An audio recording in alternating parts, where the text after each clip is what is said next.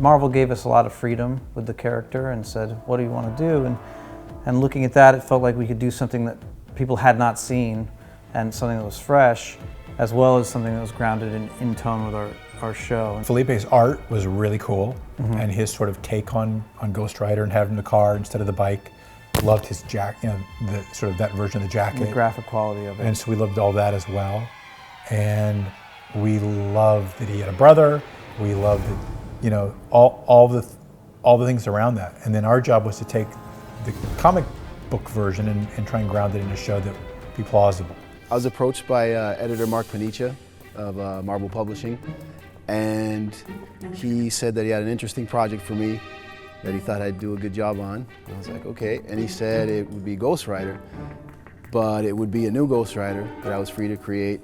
And he only had two stipulations: that he'd be younger than the commonly known Ghost Riders, Danny Ketch and Johnny Blaze, and that instead of a motorcycle, he'd drive a car. And he absolutely sold me on the car. Trying to find the right artist for the book was really tough. We wanted somebody that had a really cool style, but also somebody that could draw vehicles. Vehicles are one of those things that a lot of comic book artists shy away from because they're hard.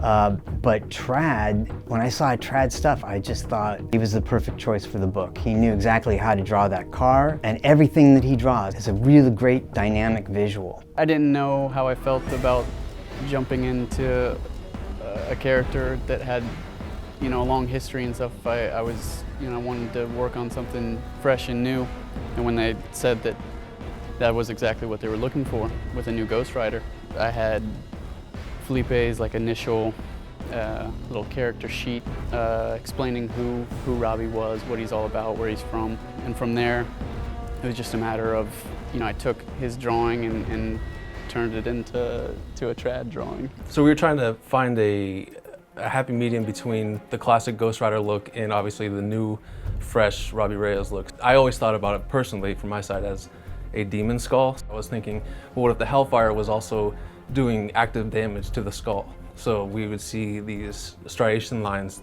kind of flowing and mimicking the movement of the flames and energy, maybe even an unseen force within the flames. In terms of, we wanted people who loved the character to see the character they love on screen and not feel like we'd taken something and changed it. So it was really molded around story. I'm trying to keep that core of him and the relationship with his brother and their closeness.